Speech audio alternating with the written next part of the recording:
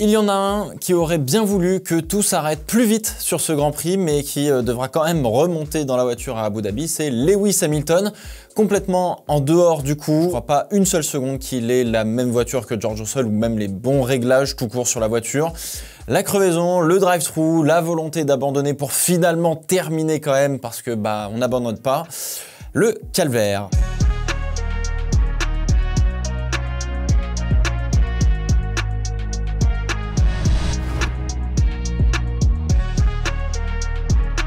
Salut tout le monde, bienvenue dans le Fast 5, 5 réactions sur le Grand Prix du Qatar 2024 de Formule 1, 23e Grand Prix de l'année et je crois que tout le monde en a marre, tout le monde est passablement énervé. Voilà, moi compris d'ailleurs, ça commence à faire beaucoup.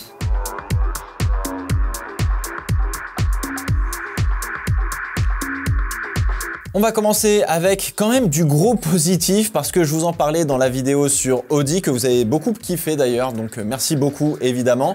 On en parlait un petit peu aussi la semaine dernière, mais si Zhou et Bottas marquaient un point cette saison, c'était du miracle. Et bien le miracle est arrivé et pas qu'un peu. 4 points de marqués par Guan Yu Zhou avec une magnifique course maîtrisée à la perfection. Il a fallu bosser sur la mise en température des pneus, bien se placer dans le trafic en fonction des arrêts au stand et des événements de course parce que c'était important au vu du dirtier qu'on pouvait se manger sur ce circuit avec des virages moyens et rapides. Fallait résister à la fin contre ceux qui avaient passé même des médiums et des softs, donc fallait se donner quoi. Alors c'était aussi leur meilleure chance de l'année de marquer des points car étonnamment c'est un circuit sur lequel ils réussissent bien, comme ce fut le cas l'année dernière d'ailleurs. Les deux voitures avaient beaucoup de rythme par rapport à ce que l'on a connu jusqu'à présent en Formule 1, enfin en tout cas cette saison pour Sauber. Alors oui, il faut quand même 5 abandons pour avoir la chance de scorer autant de points, mais ils étaient quand même prêts à récupérer l'opportunité et c'est tout aussi important. Et Bottas n'était pas très loin d'ajouter une unité au compteur, mais bon, la McLaren de Norris en a fait qu'une seule bouchée, c'est terminé bonsoir. D'ailleurs, les deux Sauber étaient en Q2, c'est assez important pour le souligner. Alors faut aussi rappeler que Williams, par exemple, ça utilise des anciennes pièces, donc on revient à des configurations, j'allais dire du début de saison entre guillemets, parce que on a trop cassé tout simplement, ce qui permet d'avoir quand même un avantage du coup pour Sauber. Alors il y a une autre explication peut-être plus profonde, on va dire, depuis l'arrivée de Binotto, on doit avoir un cap qui doit être donné, à suivre une structure assez claire en sachant quoi faire, et on l'avait expliqué dans la vidéo sur Audi, comment faire, etc. Tu vois, mais même si ça part de loin, peut-être ça se ressent un peu sur ce Grand Prix en tout cas. Vous voyez, quelques minutes avant le début de la course, les mécanos faisaient encore des essais de pit stop, qui a été d'ailleurs leur point très faible, très pénible sur la saison. Il y a assurément une sorte de regain de motivation, je pense. Alors ça ne change rien sur le championnat, mais marquer des points, ça fait quand même du bien à l'équipe et au moral des troupes qui ont passé une année catastrophique. Bottas repasse enfin devant Sargent au classement, mais n'a toujours pas ouvert son compteur de points, malheureusement. Il lui restera Abu Dhabi pour tenter de marquer un point.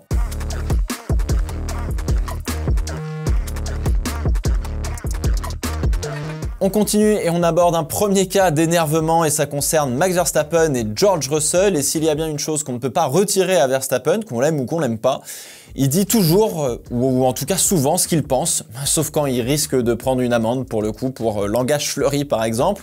Alors avant ça, on va quand même souligner le côté sportif, presque aucune erreur de la part de Verstappen sur le Grand Prix, gros départ, il arrive à enfermer Russell à l'extérieur qui perd du coup 2 places dans l'histoire.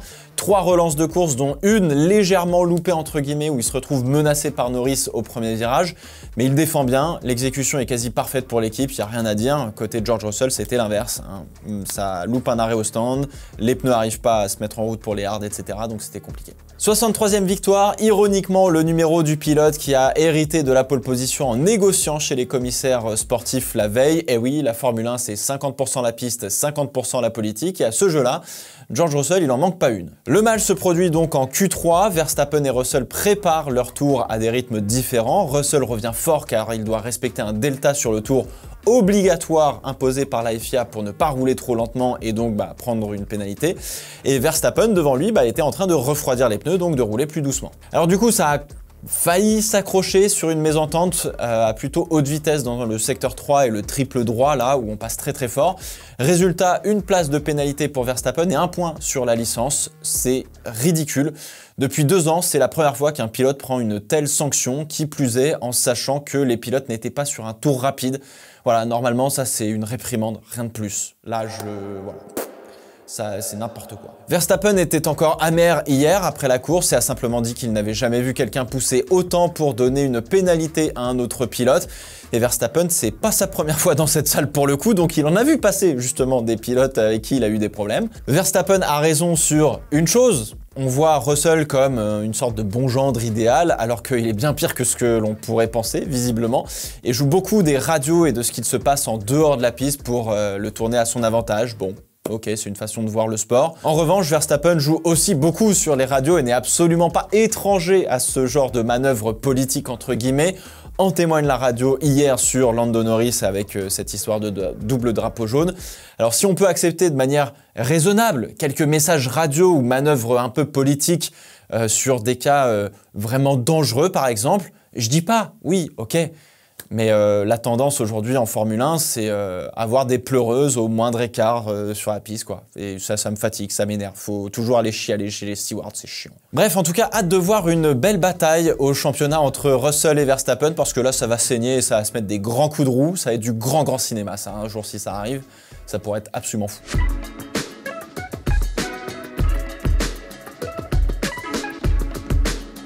On ressort de l'énervement pour reparler un peu de sportif, car ce qui nous intéresse maintenant, c'est la lutte des constructeurs entre McLaren et Ferrari. L'une de ces deux écuries mythiques sera à nouveau titrée, et peu importe qui c'est, ça va faire du bien, car depuis 15 ans, c'est soit Mercedes, soit Red Bull, et j'en ai ma claque. Je suis désolé, hein. Bravo Mercedes, bravo Red Bull, mais il y en a marre.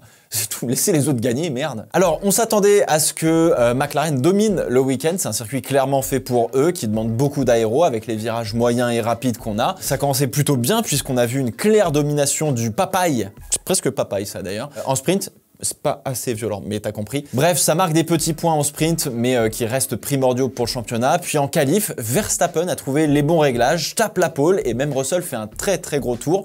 La différence de performance entre Russell et Hamilton se voit à l'œil nu d'ailleurs, hein. Ils n'ont pas la même voiture, ou du moins c'est pas les mêmes réglages, mais enfin c'est assez effrayant. En course, ça reste devant les Ferrari globalement. Le seul hic est sur l'exécution de la stratégie qui a été influencée par le rétroviseur en piste de la Williams.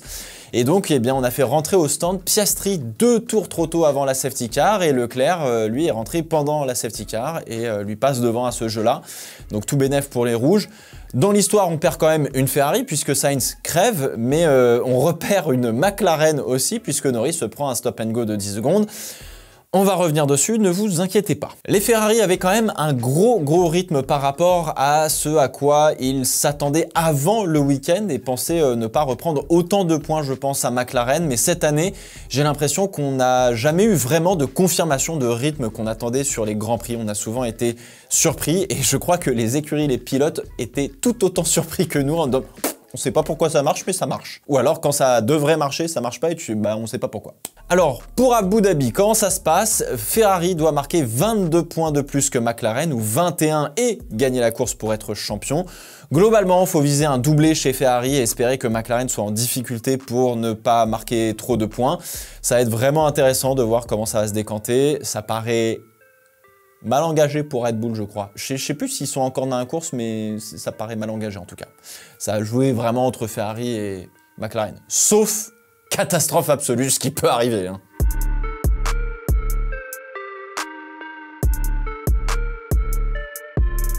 On continue avec du positif qui va se transformer en énervement, voilà. On va parler de la très belle course et très beau week-end de Pierre Gasly avec l'Alpine. Grosse bataille pour les constructeurs avec Haas et Racing Bull. En sprint, Gasly manque d'une place les points, voilà, c'est dommage.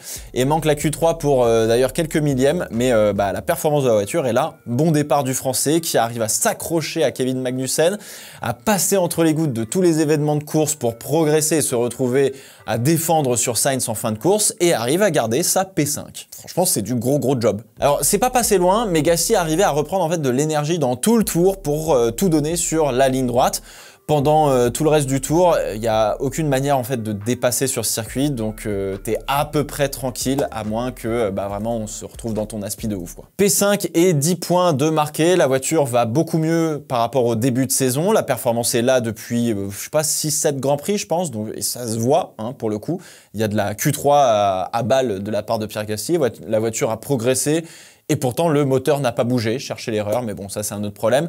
On avait d'ailleurs amené une nouvelle aile avant pour Pierre Gasly, pas pour Esteban. Ça a quand même fonctionné pour le coup. Visiblement, il y avait trop de traînées et peut-être pas assez d'appui sur la voiture. Mais un peu comme chez Sauber, j'ai envie de vous dire, depuis l'arrivée de Briatore et le méga ménage, il y a une sorte de cap qui est donné et forcément, bah, ça fonctionne mieux que les comités dans tous les sens pour savoir ce qu'il faut faire, etc. Très bien imagé d'ailleurs par le film Le Mans 66 par exemple. Donc voilà, ça fonctionne. All due respect, sir, you can't win a race by committee.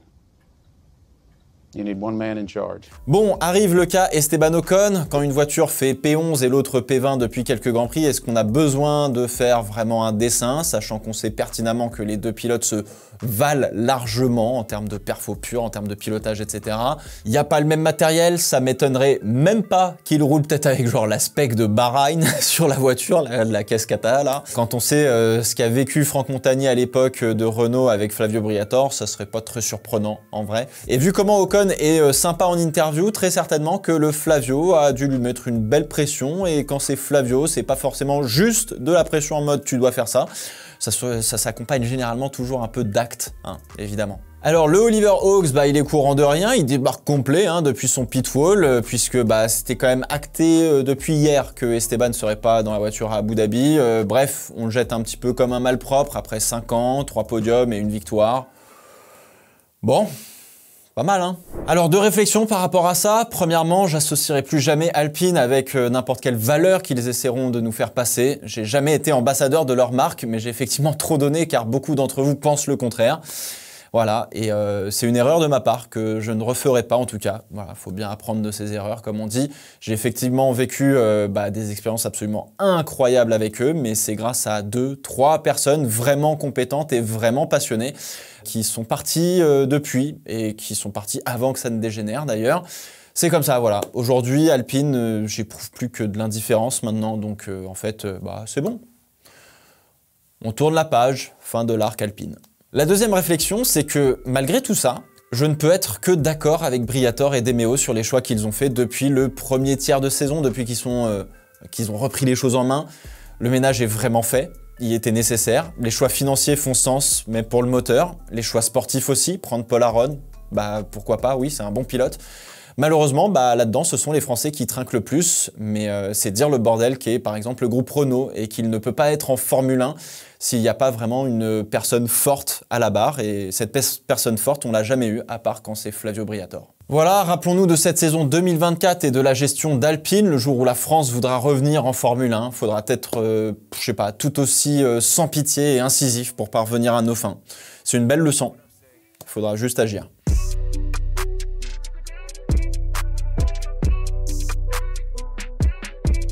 Bon, entre le président, le nouveau directeur de course et les commissaires sportifs, on peut le dire, voilà, on a enfin une gestion pire que Alpine, la FIA. Faut dire que là-dessus, ils ont de l'expérience, ils sont quand même très très forts. Je ne comprends pas le double drapeau jaune pour le rétroviseur d'Albon sur la piste. Il est hors trajectoire, ne représente pas un danger immédiat au point de demander à un pilote d'avoir la capacité de s'arrêter net au cas où. En revanche, ne pas lancer une virtual safety car ou une safety car pour pouvoir dégager la piste directement, ça c'est effectivement une aberration. Ça paraît absolument évident, c'est une question de sécurité. La preuve, Bottas passe dessus et met des débris absolument partout. Et on a 2 crevaisons derrière. Faire un plus mauvais job que ça, c'est assez incroyable. C'est dur. Enfin, bravo. Hein. Alors, Norris est effectivement responsable de ne pas avoir lâché les gaz, donc il doit prendre une pénalité. J'ai pas trop de problème avec ça. Par contre, sous double jaune, tous les pilotes doivent être en capacité d'arrêter la voiture. À 300 km/h en pleine ligne droite, même si Verstappen a relâché, j'ai quand même un petit doute, hein, on va pas se le cacher, mais bon, ça reste interprétable comme vous voulez, hein. De toute façon, c'est les règles qui sont assez larges par rapport au double drapeau jaune et même au drapeau jaune tout court. Alors par contre, le stop and go de 10 secondes est d'une sévérité que l'on peut trouver absolument anormale, je suis assez d'accord avec ça.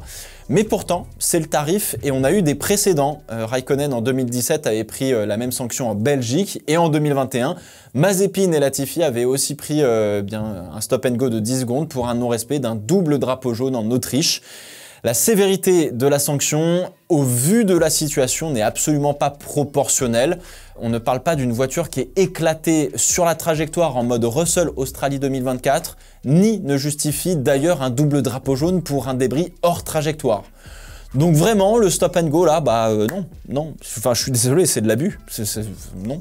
Enfin, ça commence déjà par pas faire de la merde avec le double drapeau jaune, mais bon, c'est un autre problème. Le président de la FIA, Mohamed Ben Sulayem, vire tout le monde qui n'est pas d'accord avec lui, s'implique même dans les décisions, paraît-il, sur les courses de Formule 1, et n'hésite pas à rappeler qu'il a été lui aussi pilote, pilote qui a gagné 14 fois le championnat du Moyen-Orient des rallyes avec peu de concurrents, mais qui a aussi d'ailleurs planté une R28 en pleine ligne droite.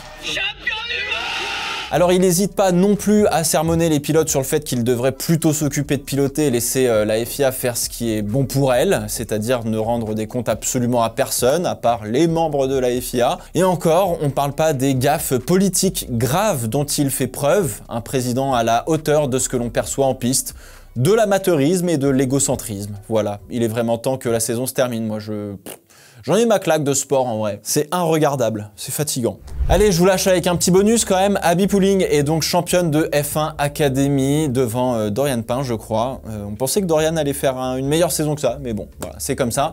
Isaac Hadjar emmène ses chances jusqu'à Abu Dhabi contre Gabriel Bortoleto. J'espère que ça tournera en faveur du Français, car il reste une place à prendre dans la famille Red Bull, là, sachant que Perez serait pour le coup sur le départ et déclencherait dans le même temps des chaises musicales. Voilà, donc on verra ce que ça donne. Voilà, c'est la fin de ce Fast 5, j'espère qu'il vous a plu. On se donne rendez-vous la semaine prochaine pour le dernier Fast 5 de l'année.